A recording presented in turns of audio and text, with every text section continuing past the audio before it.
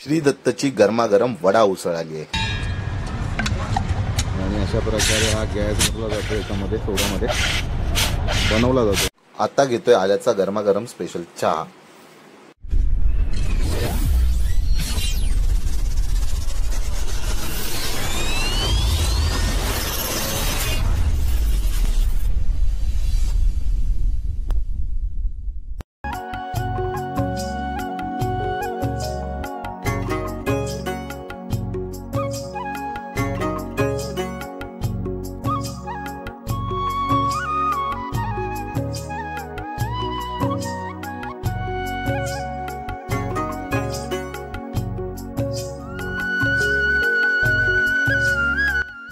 नमस्कार मित्रांनो, मी प्रिनय बोलेकर पुन्हा एकदा आपल्या सर्वांचं स्वागत करतो एका नवीन व्हिडिओमध्ये।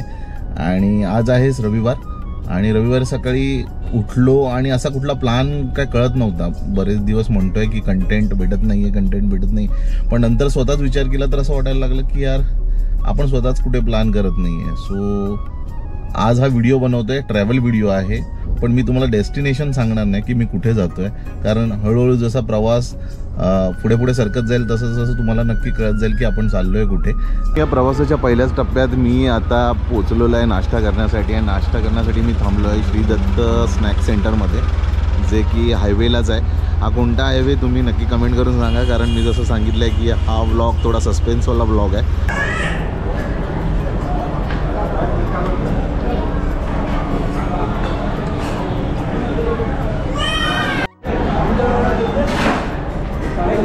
तुम्ही बघू शकता आता आपण मागवलेलं आहे वडा उसळ, त्याबरोबर त्यांनी कांदा लिंबू पण दिलेला आहे, त्याच्यानंतर पाव आहेत आणि 2 पाव एक्स्ट्रा घेतलेत। सो चला नाश्त्याला सुरुवात करूया आता, बघूया कसा लागतोय वडा उसळ, श्री दत्तचा वडा उसळ। नाश्ता तर करून झालाय, कारण खूप भूक लागली होती आणि आता वेळ झाली आहे चहा घेण्याची, कारण चहाशिवाय प्रवास होऊ शकत नाही। आणि मुळात या प्रवासात मी एकटाच असल्या कारणाने चहाची गरज नक्कीच लागेल। आणि हा आतला इंटरफेस आहे श्री दत्तमधला, आणि अतिशय साफसफाई आणि फूडची क्वालिटी फार सुंदर आहे। बऱ्याच लोकांची गर्दी आपल्याला इथे बघायला मिळते, आणि विशेषतः पहिल्यांदाच असं जाणवलं की गुजराती लोक मराठी फूड खातात आहे, आणि ते पण आवडीने। सो मराठी माणूस पुढे आहे गुजरात्यांपेक्षा, हे बघून फार आनंद झाला। मित्रांनो, पोटभर नाश्ता करून झाला आहे आणि आता मी निघालो आहे माझ्या पुढच्या प्रवासाला। आणि माझ्या प्रवासामध्ये मी तुम्हाला सांगितलं आज मी एकटाच प्रवास करतो या व्लॉगमध्ये। सो प्रवास खूप छान होणार आहे याची तर मला खात्री आहे, पण कुठे जाणार आहे हे अजूनही सिक्रेट बनवून ठेवलेलं आहे मी। आणि हळूहळू जसं तुम्हाला वेळ जाईल तसं कळत जाईल की आपण एक्झॅक्टली कुठे चाललो आहे आजच्या ब्लॉगमध्ये, आणि मग त्यानंतर मी संक्षिप्त माहिती तुम्हाला नक्कीच देईन। पण माझ्याबरोबर असलेली माझी ही गाडी आणि मी आज दोघं मिळून हा प्रवास करतोय, आणि हा बाजूला दिसतोय तो आहे हायवे। तो जर कोणी गेस करू शकतं तर नक्की गेस करा। श्री दत्तमध्ये आता नाश्ता केलाय, खूप भूक लागली होती कारण सकाळी फक्त चहा घेतला होता आणि डायरेक्ट निघालो आहे। आणि बऱ्याच जणांना सांगितलं पण नाही, घरी पण नाही सांगितलं की मी एक्झॅक्टली कुठे जातोय, पण हळूहळू जेव्हा हा ब्लॉग येईल तेव्हा नक्कीच कळेल की मी कुठे चाललोय ते।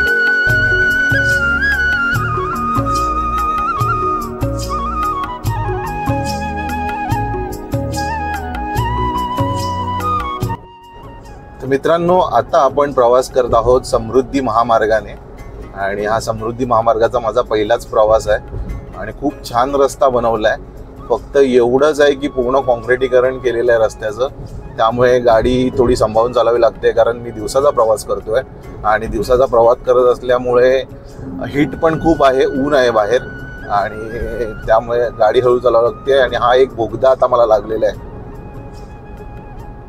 खूप छान रस्ता बनवलाय, खूप मोठा आहे, आणि म्हणजे आतापर्यंत तर मी TV मध्ये वगैरे बघत होतो किंवा न्यूजपेपरमध्ये ऐकलेलं की समृद्धी महामार्ग असा आहे, समृद्धी महामार्गावरती प्रवास करण्याचं स्वप्न होतं, पण वाटलं नव्हतं की एवढ्या लवकर मी समृद्धी महामार्गाने प्रवास करेन, असा कुठला प्लॅनही झाला नव्हता।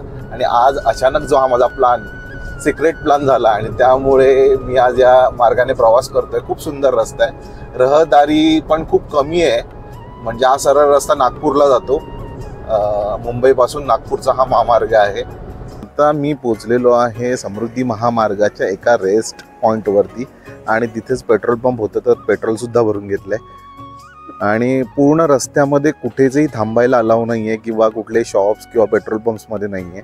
आणि हा जो पेट्रोल पंप मिळाला आहे हा मला अराऊंड एक तास म्हणावं लागेल ड्राईव्ह केल्यानंतर मला मिळालं. इथे पुढे रेस्टॉरंटसुद्धा आहे, तसंच इथे नायट्रोजनची पण सोय आहे. खूप छान रस्ता आहे, पण मध्ये मध्ये आय थिंक थोडंफार पेट्रोल पंप्स किंवा CNG पंप्स अवेलेबल हवे, कारण जर फ्युलचा जर इश्यू झाला तर मग मध्ये कुठेच आपल्याला सोर्स उपलब्ध नाही आहे. आणि इथून जे आपलं डेस्टिनेशन आहे ना ते अराऊंड आता 50 किलोमीटरवरती आहे. म्हणजे तुम्हाला समजलंच असेल की आपण आता कुठे जातोय. आणि मी सध्या समुद्री महामार्गावरती आहे. तर आता वेळ न दवडता आपण पुढच्या प्रवासाला लगेच सुरुवात करूया.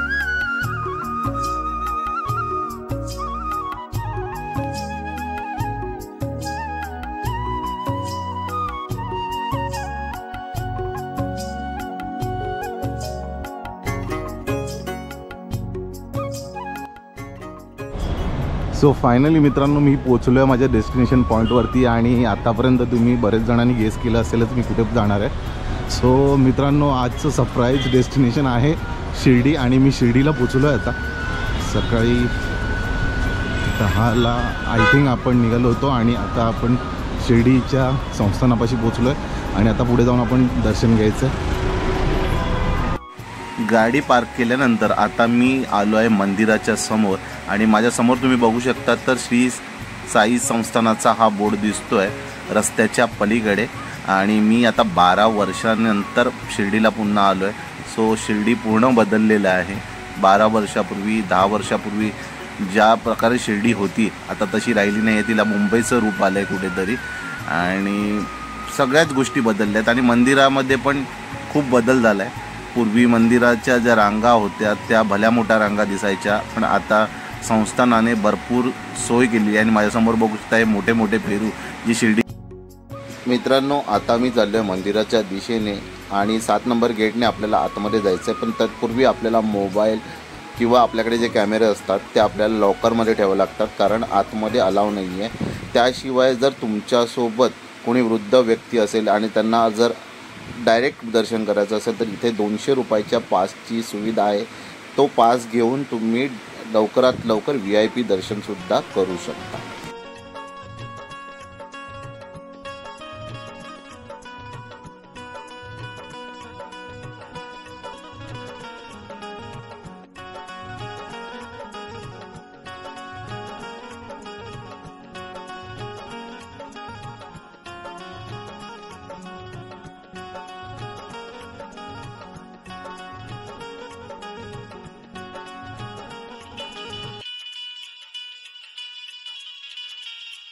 मंदिरातून बाहेर पडताच आपल्याला इथे मनुका विकणाऱ्या महिला दिसून येतात. थोडं अंतर पुढे गेल्यानंतरच आपल्याला बाबांच्या चावडीचं दर्शन होतं. या चावडीमध्ये बाबांचं दर्शन घेऊन मी पुढे निघालो. पुढे बघत होतो तर स्वच्छता तर एक नंबरच होती. थोडं अंतर चालल्यानंतर मला दर्शन झालं ते इकडच्या मारुतीरायाचं.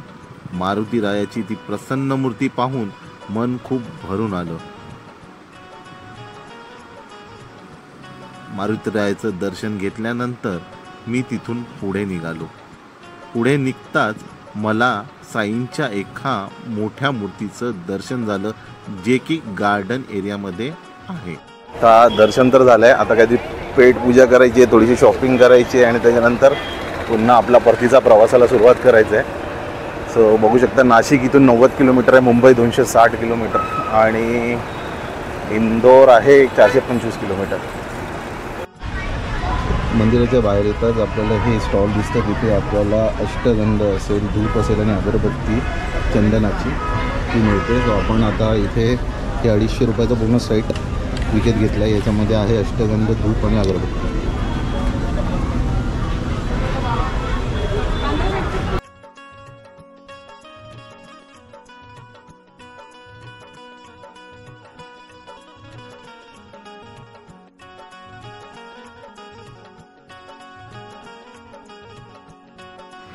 मंदिराच्या अपोजिट बाजूला मला या काकू दिसल्या, ज्यांच्याकडे पेरू विकायला ठेवले होते.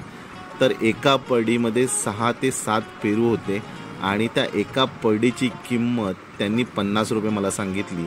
मी त्यांना त्यांच्याकडे 4 पडी पेरू मागितले तर त्यांनी मला 90 रुपयाला 2 पड्या असे 180 रुपयाला 4 पड्या दिल्या. आणि नाशिकमध्ये किंवा शिर्डीमध्ये तुम्ही जर येताय तर तिकडची जी प्रसिद्ध गोष्ट असते, जसं नाशिकमध्ये द्राक्ष खूप प्रसिद्ध आहेत, तर शिर्डीमध्ये पेरू घेतल्याशिवाय तुम्ही जाऊ शकत नाही. पूर्वीच्या काळामध्ये शिर्डीला आलेला प्रत्येक माणूस हा प्रसादाला पेरू घेऊन जायचा आणि ज्यांना ज्यांना प्रसाद दिला जायचा त्यांना एक एक पेरूसुद्धा दिला जायचा. सो मी कधी पण आलो तर आवर्जून पेरू घेऊनच जातो. तो आता आपण घेतो आहे इकडचा फेमस असा गोटी सोडा. कुठे वरवर गेल्यावर आपण तिकडचं लोकल स्पेशल ड्रिंक जर घेतलं नाही किंवा स्पेशल फूड घेतलं नाही तर ती ट्रॅव्हल आय थिंक इनकम्प्लीट राहते.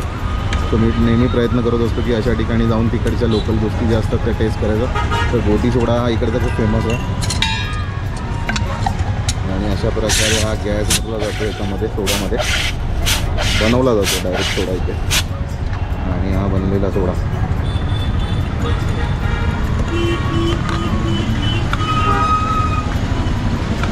शिर्डीमध्ये फिरताना तुम्हाला एक दिवस होणार नाही, कमीत कमी 2 दिवस तुम्हाला यावं लागतं. पण आज माझा जो प्लॅन झाला होता तो खूप घाईघाईत झाला होता, त्यामुळे मी एका दिवसाचा हा छोटासा प्लॅन केला आणि त्यामध्ये शिर्डीमध्ये बाबांचं दर्शन झालेलं आहे. आणि आता खरेदी वगैरे करून पुन्हा मुंबईला आपल्याला निघायचं आहे लवकरात लवकर, कारण उद्या पुन्हा ऑफिस आहे. सो ऑफिसला पण जायचं आहे. पण छान दर्शन झालं एकंदरीत बाबांचं आणि त्यामुळे खूप समाधान आहे. कुठेही गेलो तर चहाचा नाद झाल्याशिवाय राहत नसतो. तो आता वेळ झाली चहाची, कारण चहा घेऊन आता आपल्याला पुन्हा निघायचं आहे मुंबईला. या चहा स्टॉलवरती आपण चहा घेतो.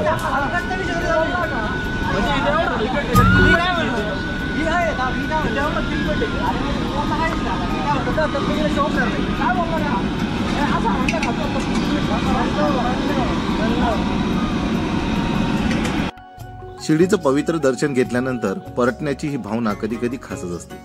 मंदिराच्या पवित्र वातावरणात मानसिक शांती मिळते आणि माझी परतण्याची वाटचाल सुरू झाली. शिर्डीचा गजबजलेला बाजार जिथे प्रत्येक वस्तू भक्तीची आठवण करून देत असते.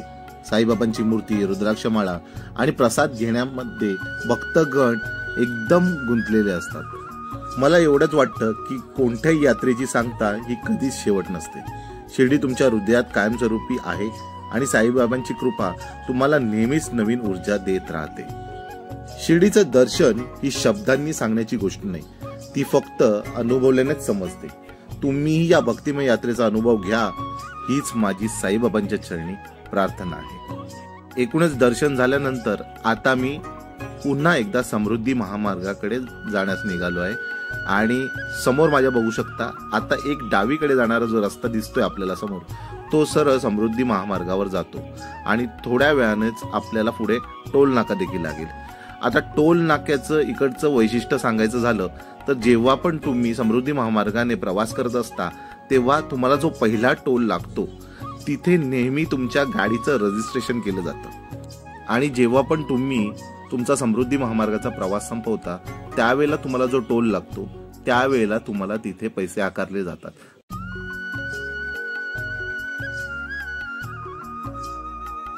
जर तुम्ही पुणे एक्सप्रेस हायवेने प्रवास करत असाल तर तुम्हाला अराउंड 100 किलोमीटरला 350 रुपये टोल आकारला जातो. आणि त्याच कंपॅरिझनमध्ये जर समृद्धी महामार्गाने तुम्ही प्रवास करताय तर तेवढ्याच अंतरासाठी तुम्हाला इथे 180 रुपयाचा टोल आकारला जातो. परंतु बऱ्याच गोष्टी अशा आहेत ज्या समृद्धी महामार्गावर अजूनही सुरू व्हायच्या आहेत, जसं की पेट्रोल पंप्स. इथे प्रवास करताना एकूण पूर्ण शिर्डीपर्यंत तुम्हाला एकच पेट्रोल पंप मिळतो, त्याशिवाय होल्डची पण व्यवस्था एकाच ठिकाणी आहे. त्याशिवाय फूड मॉल यांची कमतरता आपल्याला इथे दिसते. बऱ्याच गोष्टी अजूनही ते डेव्हलप व्हायच्या आहेत, पण येत्या काळामध्ये नक्कीच त्या गोष्टी या ठिकाणी डेव्हलप होतील याची मला अपेक्षा आहे. एकंदरीत प्रवास करण्यासाठी हा महामार्ग खूप सुंदर आहे आणि ज्या अफवा सुरुवातीला उठवल्या गेल्या होत्या त्या नक्कीच खोट्या आहेत याची मला 100% खात्री पटलेली आहे. संध्याकाळचे 6:15 झालेत आणि पुन्हा एकदा मी समृद्धी महामार्गावरती एका रेस्टॉरंटला थांबलेलो आहे. कारण रस्ता पूर्णपणे कॉन्क्रीटचा असल्या कारणाने टायर फार तापतात आणि त्यामुळे रेस्ट घेणं गरजेचं असतं. सो इथे आता एक चहा घेतला गरमागरम आणि थोडं फ्रेश वाटलं. आणि आजूबाजूला बघू शकता आकाश बघा कसं तांबडं झालेलं आहे, संध्याकाळ होत आलेली आहे कारण.